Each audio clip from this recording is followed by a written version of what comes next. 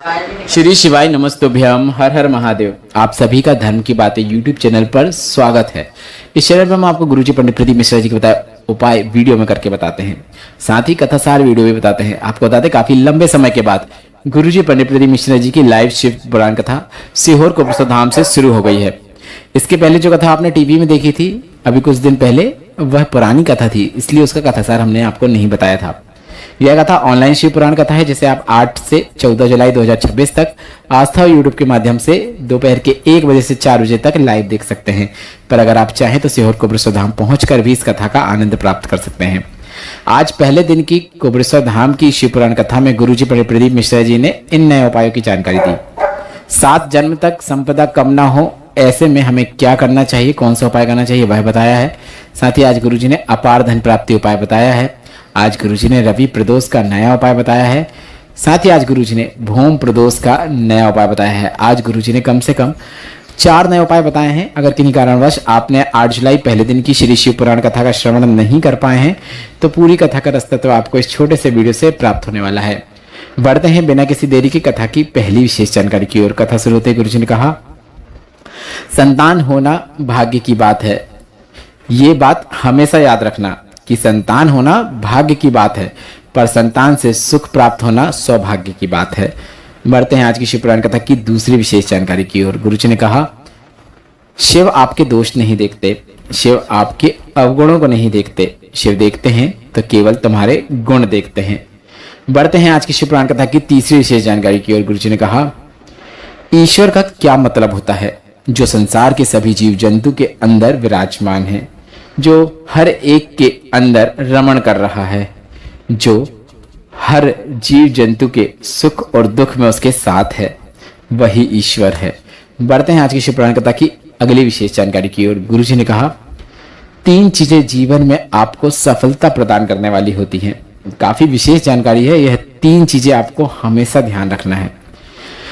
शिव जी को चढ़ाया गया 1 लोटा जल, यह जल आपको और आपके परिवार को लाभ प्रदान करता है। जो शिवलिंग पर जल चढ़ाता है, भोलेनाथ कभी भी उसे नीचे गड्ढे में नहीं गिरने देते हैं, उसे जीवन में उन्नति प्राप्त होकर ही रहती है। दूसरा है शिव पर चढ़ाए हुए जल का आचमन।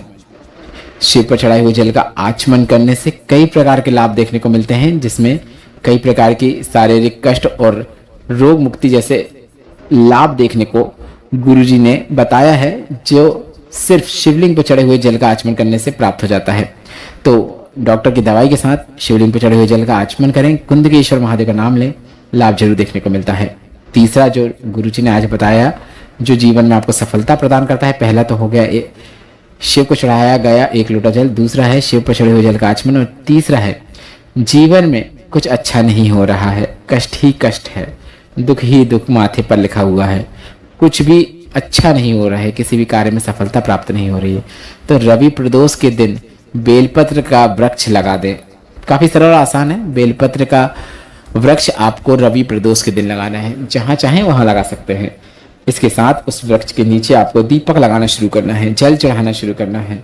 कभी धन की कमी नहीं होगी, यह निश्चितता है। साथ ही साथ प्रयत्न भी, कर्म भी जरूर करें। बढ़ते हैं अगले विशेष उपाय की ओर। आज गुरुजी ने भूम प्रदोष का बिल्कुल नया उपाय बताया है। भूम प्रदोष मतलब मंगलवार के दिन जब प्रदोष आती है तो उसे भूम प्रदोष कहा जाता है। संतान सुख नहीं है, कई वर्ष निकल गए हैं, डॉक्टरों का ट्रीटमेंट चलते चलते पर लाभ नहीं देखने को मिल रहा है, तो डॉक्टर की दवाइयों के साथ आपको एकदम नया उपाय करना है, और यह उपाय आपको भूम प्रदोष के दिन करना है, अर्थात मंगलवार की प्रदोष जिस दिन आती है उस दिन आपको यह उपाय करना है। 3 स्थान पर आपको कनेर की पुष्प रखना है, मतलब शिवलिंग पे अर्पित करना है। 3 स्थान कौन कौन से हैं? पहला स्थान है शिवलिंग में गणेश भगवान का स्थान, जिन्हें पता नहीं उन्हें बता दें। शरण कार्तिकेय भगवान और गणेश भगवान के स्थान के बीच में शिवलिंग में जो उठी हुई आकृति होती है, एक रेखा जैसी बनी होती है, वह माता सुख सुंदरी का स्थान होता है। तो पहले कनेर के पुष्प को आपको माता सुख सुंदरी के स्थान पर अर्पित करना है। सभी पुष्पों का खिला हुआ भाग शिवलिंग की ओर रखेंगे तो काफी अच्छी बात है।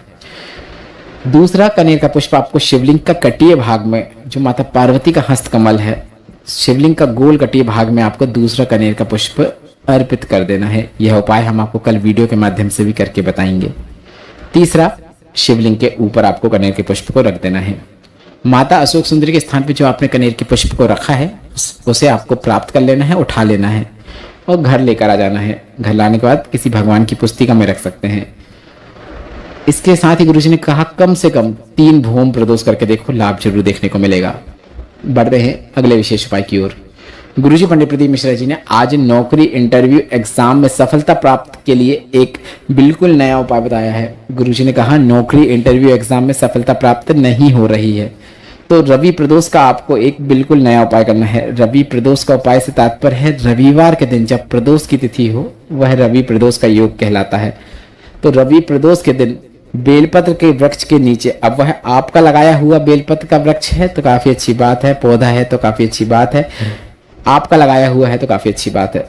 अगर आप नहीं लगाया है तो कोई दिक्कत नहीं है।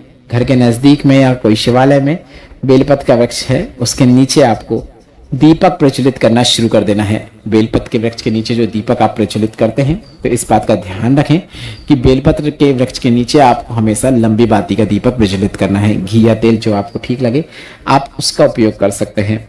इसके साथ ही साथ मेहनत अधिकता में करना है, प्रयत्न अधिकता में करना है। और जिस नौकरी इंटरव्यू एग्जाम में सफलता प्राप्ति के लिए आपने यह उपाय किया है, आपकी मेहनत और शिव के आशीर्वाद से आपको वह निश्चित सफलता देखने को मिलेगी। आपको वह लक्ष्य प्राप्त होता हुआ निश्चित नजर जरूर आएगा। बढ़ते हैं 7वीं विशेष जानकारी की ओर। गुरुजी पंडित प्रदीप मिश्रा जी ने कहा शिव और शक्ति ऐसे हैं, आपने दुनिया में कितना भी पाप किया हो, कितने ही आपने अवगुण किए हो, पर अगर आपने शिव और शक्ति का स्मरण किया है, शिव और शक्ति का पूजन अर्चन करना शुरू कर दिया है, सतमार्ग में चलना शुरू कर दिया है और प्रण लिया है कि आगे से मैं सतमार्ग में चलूंगा और मुझे मेरे किए हुए कर्मों के लिए पछतावा है, तो शिव शक्ति माफ जरूर कर देते हैं और जीवन में आपको उन्नति जरूर देखने को मिलती है। बढ़ते हैं 8वीं और अंतिम विशेष जानकारी की ओर। गुरुजी पंडित प्रदीप मिश्रा जी की अगली शिव पुराण कथा गुरु पूर्णिमा महोत्सव है, जिसमें आप गुरुजी को अपना गुरु बना सकते हैं। 24 जुलाई से 28 जुलाई 2026 तक गुरु पूर्णिमा शिव पुराण कथा सीहोर कपिलेश्वर धाम में होगी। 29 जुलाई को गुरु पूर्णिमा का दिन है और इस दिन आपको गुरु दीक्षा उत्सव में शामिल होना है। सीहोर कपिलेश्वर धाम में होगा और वहां पे शामिल होने के बाद आपको गुरुजी गुरु मंत्र देंगे और आप गुरुजी को अपना गुरु बना सकते हैं। एक नारियल, थोड़ी सी दक्षिणा 10 रुपए या 11 रुपए या फिर जितनी आपकी इच्छा हो वह रखते हुए आप गुरुजी को दें। गुरुजी उसे प्राप्त करेंगे और गुरु मंत्र देकर आप गुरुजी को अपना गुरु बना सकते हैं। गुरु मंत्र गुरुजी आपको देंगे।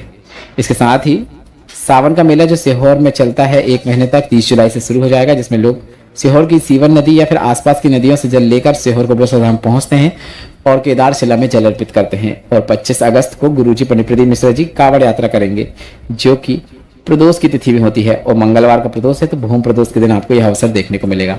वीडियो में बताई गई जानकारी से संबंधित आपके मन में कुछ भी प्रश्न है, वे सभी प्रश्न आप कमेंट बॉक्स से पूछ सकते हैं। मेरे द्वारा दी गई जानकारी अगर आपको थोड़ी सी भी उपयोगी लगी है तो वीडियो को लाइक करके कमेंट बॉक्स में श्री शिवाय नमस्तुभ्यम या फिर हर हर महादेव जरूर टाइप करें।